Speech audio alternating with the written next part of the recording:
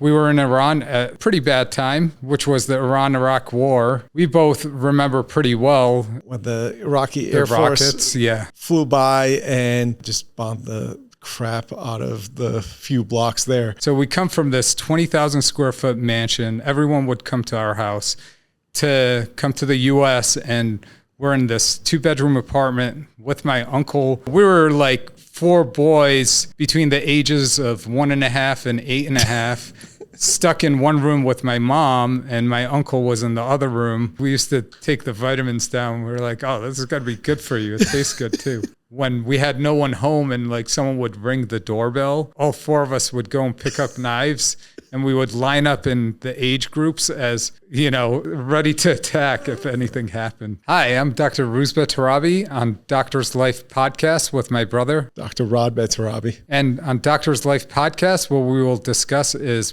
plastic surgery, med school, our lives, how we got into it, even financial investments, and whatever people want to discuss. Anything else you want to add? I think you covered everything. Yeah. So today we mainly want to let our fans know who we are, where we came from, because we have a pretty interesting story. It's been a whirlwind ever since we were born, pretty much. We were born in Iran. I was 8.5 when I moved here. How old were you, Rods? 7. 7? All right. And then we moved to the U.S. We were in a 20,000 square foot mansion. We used to have indoor soccer matches on our secondary living room. In our secondary kitchen, we had a volleyball court. We used to play volleyball. So all our cousins used to always come over. We used to play. We were in Iran at a pretty bad time, which was the Iran-Iraq War, which we both remember pretty well. Rod had night terrors when we came back because... A little bit. Yeah. What was the night terrors about? I don't know if I remember the terrors. Definitely remember our last few months in Iran when the Iraqi Air Force flew by and just bombed the crap out of the few blocks there.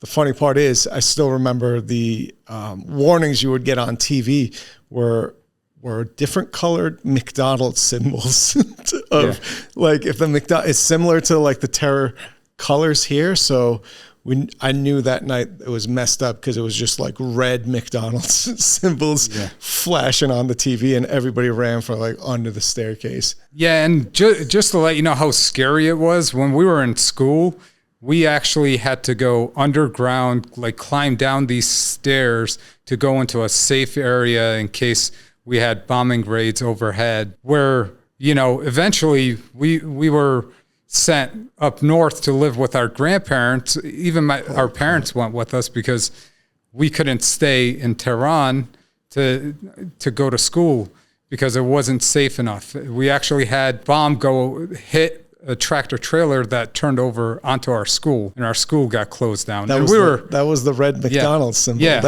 That night was it. Our school got blown up. Yeah, and we were a block away from our school too, so we used to walk to our school.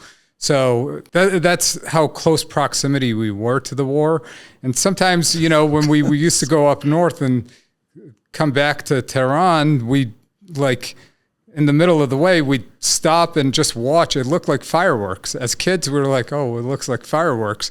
But it was rockets going back and forth between Iran and Iraq. So kind of crazy. And a lot of people ask us what our parents did because there's 4 of us. We're all physicians. Somehow came out that way. We are Iranian, so our parents, of course, push us that way. Naturally. Yeah. Along the way, we wanted to do a lot of other things, but what did you want to do? I think at a real young age, I wanted to be an astronaut, but I never wanted to work hard at doing anything until med school. Yeah, and even in my 6th grade yearbook, I wrote that I wanted to become a plastic surgeon. But that's that, I don't even know how that came about, but it was something I wanted to be. But that dream kind of went away after multiple people told me I shouldn't go to med school. And I wasn't looking to go to med school. I wanted to be an athlete. and many other things that we'll discuss further later on. So I'm just having a great time in my head thinking of like 6th grade version of you, like doing a breast augmentation. Yeah. That'd be pretty funny. Yeah, with my shorts hiked up to my chest. If you wear your shorts high enough, you don't need to wear it.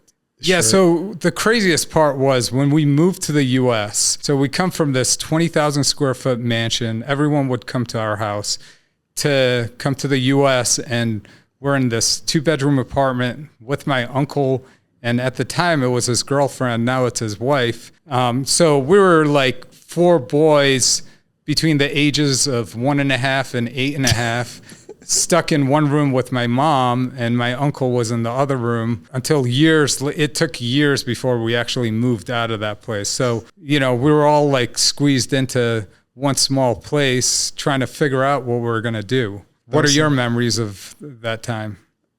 It's funny looking back. It's like if I were to ever be in a 2-bedroom with like my sibling and 4 of their kids, it would, like, just, I know how I was when I was 24, and I was like, oh my God, like it took me till like a couple of years ago to be like, oh, Uncle's not that crazy. He is kind of crazy, but he's not that crazy. Yeah.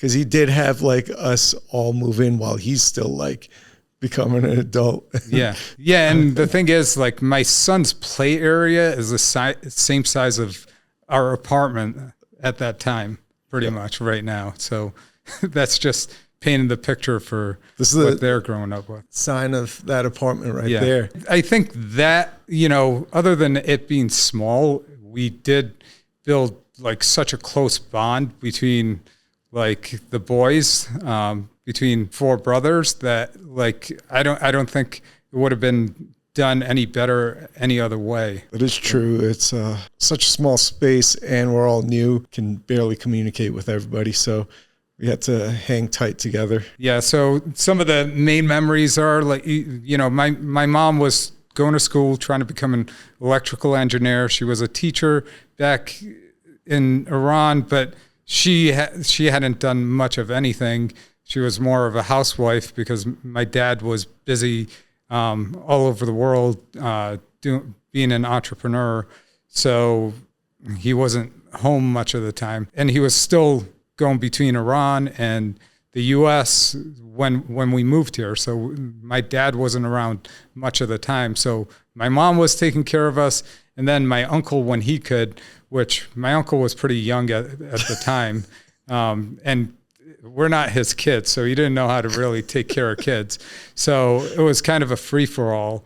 So I would cook for them, but a lot of days we would just walk down to the Dunkin' Donuts, which was 2-3 miles away, and just buy a dozen donuts, and that would be our dinner. I got that task one time, and I still remember that. I went down and came home. I was so happy because I used to love corn muffins. I came home with 12 corn muffins for dinner. We hated corn muffins. You and Rodmere were like, what the heck is this? Corn muffins? Why'd you get us corn muffins? I was like, they're really good. And you guys were like, no, this is like what I got to eat for dinner. Are you crazy? Why'd you come home with 12 corn muffins? Get one thing that's different. The thing was, like, my brother Rodmere, who's a neurosurgeon, he's neurotic as hell. He didn't like eating anything. It was very specific things that he would eat. Apples, chicken. Yeah. Apples and chicken he hated, but the chicken had to be right. If it was dark meat, he wouldn't eat it. We remember the days he would sit at the table and chew things like 80 times or 100 times and cry going through dinner and take like 2-3 hours to eat dinner. And then there was Rod that ate the weirdest shit, like stuff that I wouldn't eat. And I wasn't too picky. I was a fat kid, so I wasn't too picky like eating, but he would eat like chicken skin or like bone marrow. What's wrong with that stuff? I was ahead of my time. I still order that stuff. Yeah, I know you do, but and just to go with like the cornbread and stuff. And like at the time as kids, we're like, who's going to eat a corn muffin? That sounds like an adult meal. That's the one part. Trying to figure out what we're going to eat. Sometimes we'd cook our own stuff. Sometimes my mom's a great chef and she would cook for days. So she'd have the food stocked, the fridge stocked. We did get, Do you remember that time we got our hands on the Costco BJ's Wholesale? The vitamins? Vitamins. Oh, yeah. What was it, like 500 vitamins? Mom came home and we ate all of them because they tasted like candy. Yeah.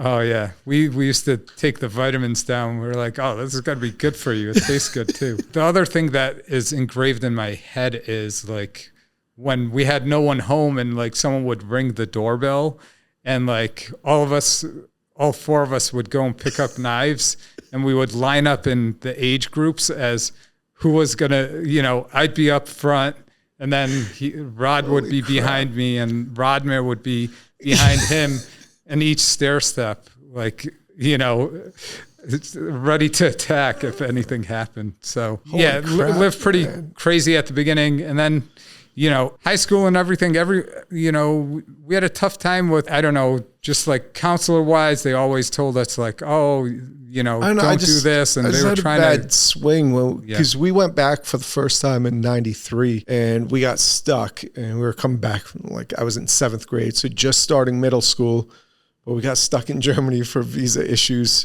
So I missed the first quarter. We all missed the first quarter of school. So I'm coming to a brand new school, new stage, and everybody's like, oh, we didn't even know you existed. We thought they were just calling it as a funny thing.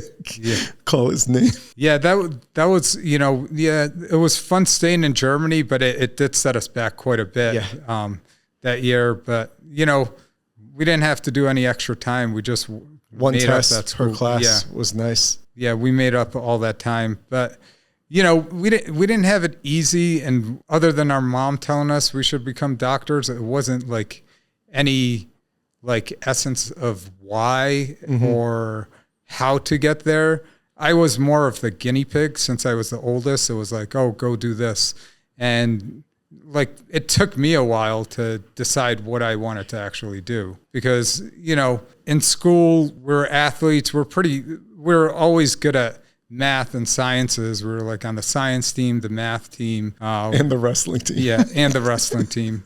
My mom hated us being on the wrestling team, but we're all pretty successful in the wrestling realm, which wrestling, I don't know, I think it was one of the best things I did in life. I 100% agree. Yeah. It just gives you like this whole thing of like how much you put in is what you get out. It's all honesty. Like you can't like fib being really good or being really bad. Like if you're really bad, you did something wrong. If you're really good, you're doing stuff right, and whatever is in between. So that's just personal responsibility. And I didn't get the name of the movie Vision Quest, but like now you see where like the whole Vision Quest part of wrestling is, and like where our coach used to have us slide down and just visualize winning the state and wrestling, it totally, that part's engraved. It was better than doing spins. Yeah. Like Vision Quest all day, baby. Yeah. Extend that to like 10 minutes. Yeah. So then we move on to college, right? College, yeah. High school was, we did okay, but we weren't U.S. citizens. Well, I wasn't a U.S. citizen until I 99, just right? finished. I just finished high school. Yeah, because I was in senior year. So getting scholarships and everything kind of not there. So ended up going to UMass. But everything happens for a reason because, who would have thought, like, in my Spanish class, I would find this brochure to go to med school, and that's where I would end up, and now I'm here, Rod will tell you the story about how they ended up, and the rest of my brothers in med school. Yeah, so Rod Mayer, the number 3, and I, so parents are like, what are we going to do with them? Apparently called Ruse, and it was just like, just fly them down here. They'll see what it's like and that they can do this and they'll want to do it. So my parents were like, oh, okay. Because I was not doing anything at all. Just partying a little too much. And we went down and visited Ruse in med school. And he was just like, look at these people. It's like, you're smarter than these people. And it's like, they're going to be talking like to patients that are sick and stuff. He's like, can you picture those guys? Talking to patients that are sick. It's like, you guys can do that. I'm like, yeah, okay, we'll try it out. And some people in medicine find it weird that like I didn't realize I wanted to be a doctor until after probably like 2-3 weeks into med school. That's how we got in. But Rodman was just like, just top of the class, every test, Yeah. everything, right when he returned from that trip. Yeah. And it's like, I still remember his notebook of like tree leaves, like studying for his, I forget what class that's called. Yeah, he went from below a 2.0 GPA to like straight 4.0 and above after that. It was kind of ridiculous. Even through med school, he just got on fire somehow. For me, I thought I was going to be an MMA fighter before this. And that was because I did some no holds bar fighting when UFC was first coming around, when the bars had the free cage fighting for whoever signed up. It was kind of crazy because it was like no rules, nothing. No weight classes. No weight classes. People just came off the street that had no. When they say wear the shopping gloves on your hands, because the gloves have just been so many people. Yeah, people thought they could come street fighting, and like if you had any wrestling or MMA background, like these guys didn't know how to do anything. So so I was like, oh, I could do this. Or the other option was I was on my college football team, and I thought, oh, maybe I'll try for the XFL. But I couldn't have chosen a better path than going to the Caribbean for med school, and I would never change that. How do you feel? Do you think you should have tried harder and gone to a U.S. med school? One part of me does, but most of me doesn't. The one part that does is because I took so long. It took 6 years for like a Bachelor of Arts in undergrad. And that way I dug myself a hole that I had to climb out of. But on the other side, it's like, who knows? Like if you change that up, who knows where I would be and like what path I would end up. Because what I'm doing, I love, and there's no guarantee that like, even like I was able to shave down a year or do it properly, I'd be here right now. I might be doing something else. So that's why I'm grateful for my path, and I don't like second guess it at all. Yeah, it's all about experiences, you know. Yeah. There were days I didn't match into general surgery. I just worked my butt off multiple years before I got into general surgery. One thing we'll go over the process, but did you ever doubt you were going to do what you want to do? There were times, but I was like, I'm just going to work hard at it. You know, like in med school, like looking back at it, I can't believe like how hard I worked. Like once I was in med school, I'm like, man, that like the drive that came once you were in the Caribbean, and like, you're like, all right, I got to do this. And like, I think being overseas and far away from your family, you're like, I got to do this. I'm far away from my family, and I got to do this for something. You also see the opposite happen with the other students. They're just like completely shut down. And like, you know, med school and then getting into residency was tough. Even getting into plastics fellowship was hard. Even though, you know, I scored some of the top scores in the country on my in-service exams, which are yearly exams as you're going through training. And even through plastics, I scored high on my in-service, some of the top scores in the country. And, you know, I didn't try to go for any further fellowships because I had already been training for almost 10 years. I'm like, all right, I got to get out and do some stuff. I wanted to really work with kids, but I was like... So how about your path leading up from med school, like the structure of med school, research, residency? Yeah, so through med school, even up to like 10 months into my third year of med school, where your first 2 years, you're doing the classes. Your third and fourth year, you're in rotations trying to see what you actually want to do in clinicals. Like starting out, we went from Iran, moved to Rhode Island out of everywhere, which... Largest state in the country. Yeah, largest state in the country. I will never move back there. But I would. You know, I don't regret growing up there because I have great friends from there, great experiences, but I would definitely not go back there.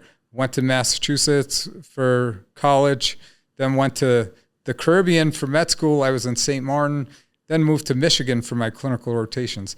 And during my clinical rotations, you know, the first 10 months, I was like, man, I chose the wrong thing to do.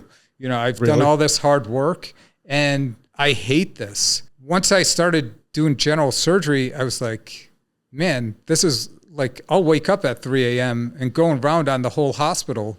And like, people are like, why are you being a gunner? And I'm like, I'm not being a gunner. It's just, I like doing this. Enjoy it.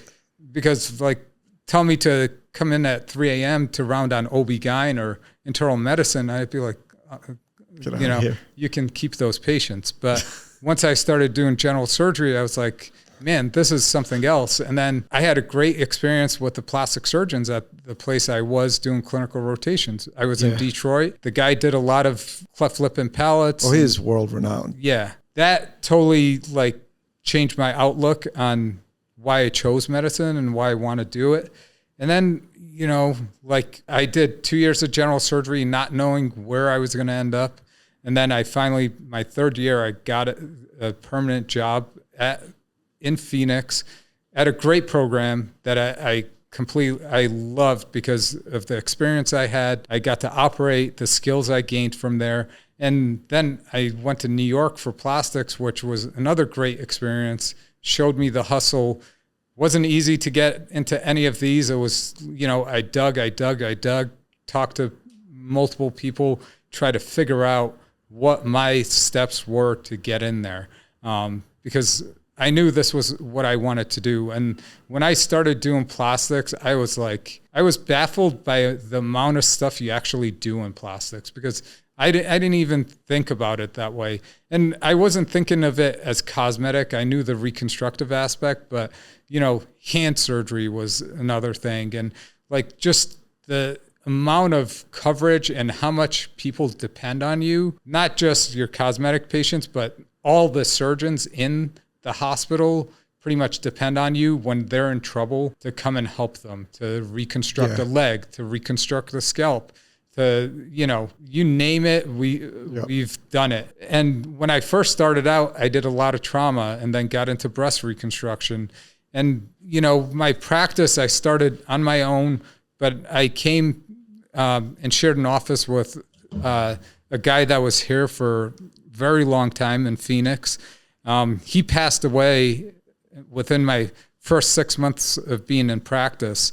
And it was kind of crazy because he had just signed a 10-year lease for our office. And, the landlords weren't willing to take, me taking over the 10-year lease. And they gave me a whole bunch of trouble. But at the same time, there was some guy retiring and I took over his practice. From there, it was such a whirlwind first year that, I kind of had to buckle up and become a real adult, run my own practice, like I've never hired a person. And I'm like, man, like you go from like working for pennies and then you're helping like 6 to 10 families like run their lives with you, like being able to keep them employed. It just made a huge difference.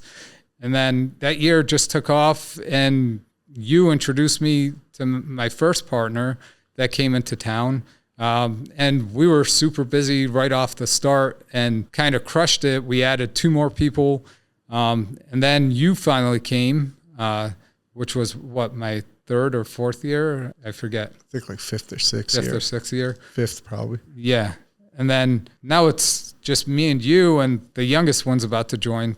So no, it's been a great experience to be able to work alongside your brother. It's like just been phenomenal. Definitely has. It's the process, I guess, is worthwhile to say the least when you get to do what you love to do. Yeah. And there's definitely sacrifices. Like, just bought my first house. I just turned 43, so like pretty much everybody I went to high school with and stuff have already progressed on to like different stages. But I get to do what we love to do, and that really makes everything easy. Yeah, for me, I started to have a family at 40. Yeah, the nice part is you got to start the practice, so I didn't have to do anything. I just I don't have to worry. There's no trust issues, and I don't have to set anything up. So this is the easiest thing for me. Plastic surgery, when you're going through it, or you tell anyone that you're a plastic surgeon, which I tend to not tell people what I do. And I tell them I'm a Formula 2 driver. Yeah. They're just like, what's that? Then I just tell them the little bits I know about Formula 2, and it sells it. Yeah. And like everyone's like, oh, so you do boobs and faces and like, oh, you guys make a lot of money. And that was like even in residency and stuff. And like, you guys, like, I never even took that into account. I'm like, we get to change people's lives. Yeah. And like, people don't really understand that until like, you know, you go into the consultation, you see these people and taking pride and passion in what you're doing and your results. And I've always been, you know, pretty like hard on myself and critical on everything I do. And I always want to be the best. I don't want to be like the best in Arizona. I want to be the best in the world. So it's, you know, I kind of sometimes get frustrated at myself, and I get frustrated at other people. I'm like, why don't they want to be at the same level, you know? And the problem is my wife's the same way. So it's like we both drive each other nuts on how good we want to be. Is that just because I'm better than you? Not really. Patients always think you're older than me. So that's wisdom. Yeah. How about you're coming through, because you had it pretty rough. You had like some tough research years. Oh yeah. At Harvard. It was honestly, I enjoyed like every step, and it all fit together really well for like what I do right now. So after moseying around for 6 years of undergrad, went to Antigua for med school. The last years 3 and 4 for med school were in Michigan as well, which is funny, different hospital, but like right down the street. And then from there, it was just like, he wasn't sure what he wanted to do until his surgery rotation. The nice part is I had him that going through, he's like, you're going to want to be a surgeon. And if you're going to be a surgeon, you're probably going to want to be a plastic surgeon. You're going to love this. And my younger brother was telling me the same thing. And my first rotation was surgery. So right away, I was just like, oh yeah, this is it. Like I want to do plastic surgery. And it's funny, I still remember like those years, like people like, what do you want to do? I'm like, I want to be a plastic surgeon. They just like kind of like chuckle, or like Caribbean grad thinks he's going to like be a hot shot, get out there, be a plastic surgeon. I'm like, yeah, it might take me a while, but I'll get it done. But that's why I asked you if you ever had any doubts, because it's like there were certain points I'd have a little bit of stress and come up with plan B, C, D, whatever it would have to be. But it was never like, okay, this isn't going to happen. I came up with a plan, like not really, because I told my wife like, oh, you know, like when I was applying in my second year of general surgery, and I was like, maybe I'll do anesthesia or radiology.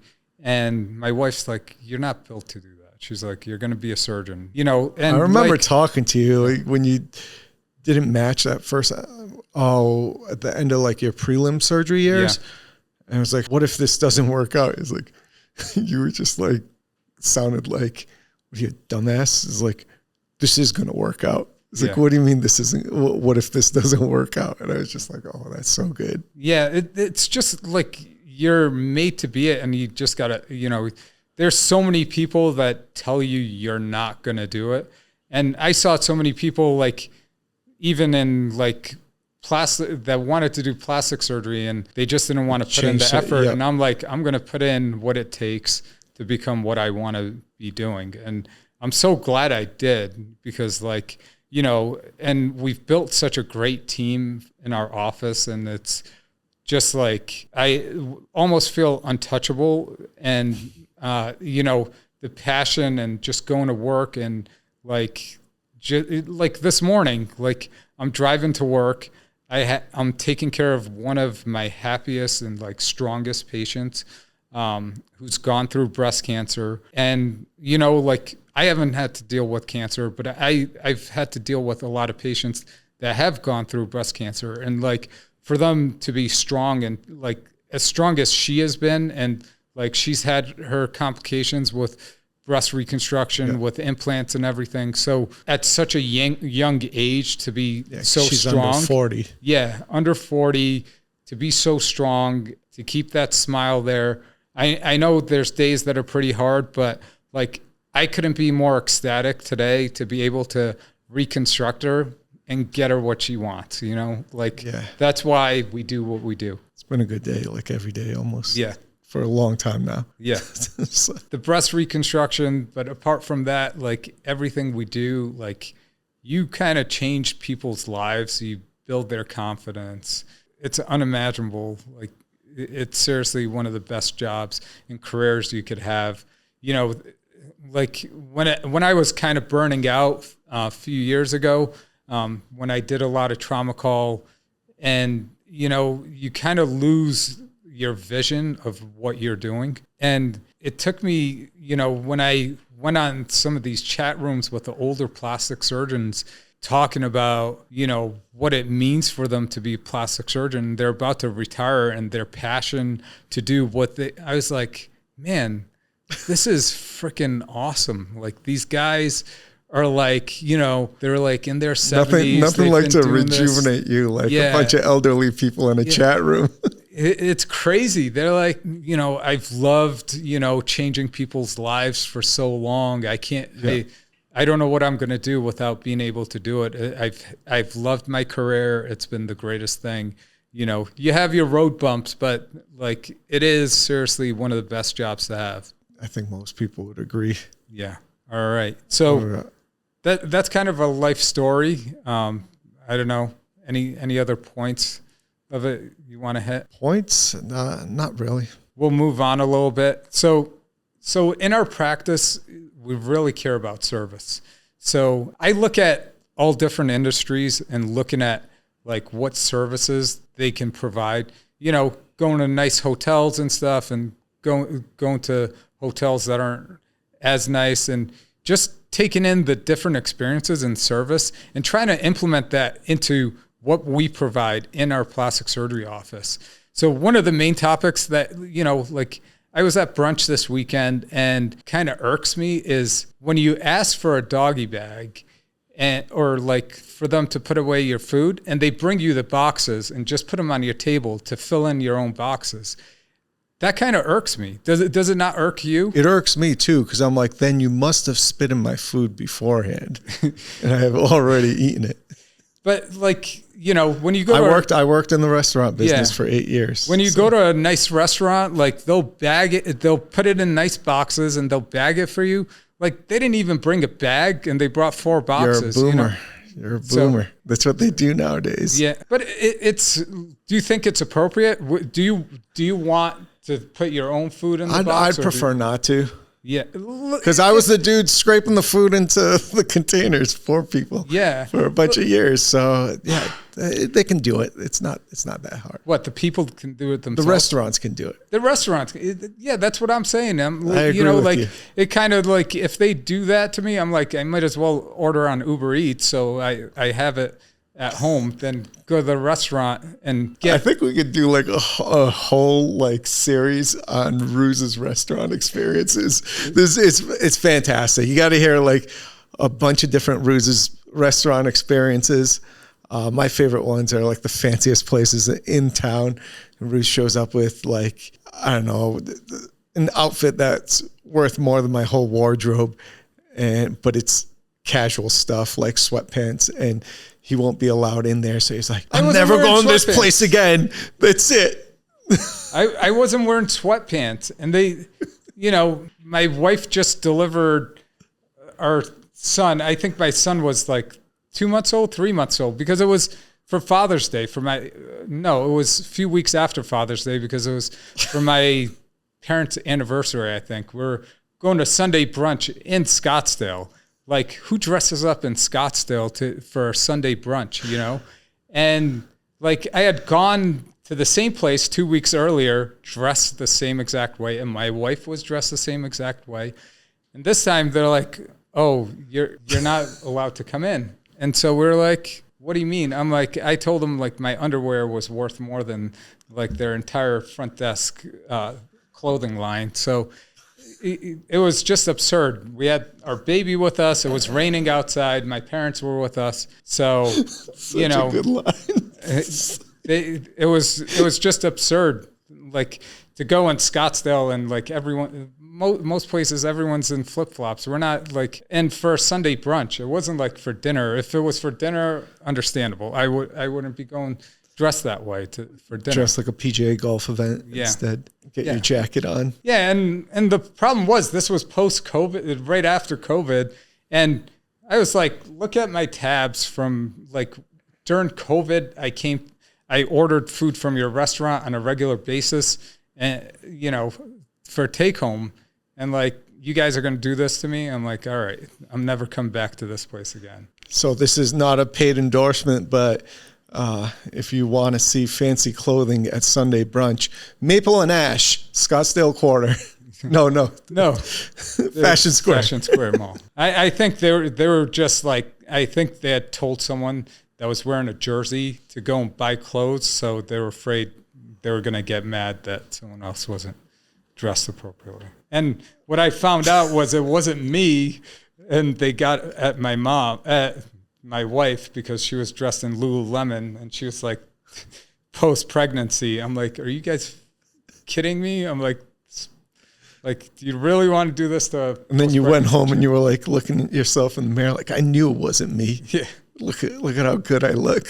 Yeah, the managers tried to offer me gift certificates and stuff. I'm like, I'm not going back. We used to go there a bunch too. Yeah, we took it. Like everyone that we brought into town, we took them there, and their brunch is excellent. So, but I haven't gone back. I haven't gone back either, just because you said don't go here. I'm like, well, yeah, that's fine. It's right next to my house too, but I'm not going. Where else has a dress? I don't like Cafe Monarch. You weren't allowed in. Remember, this wasn't the only time that happened. Oh my, yeah.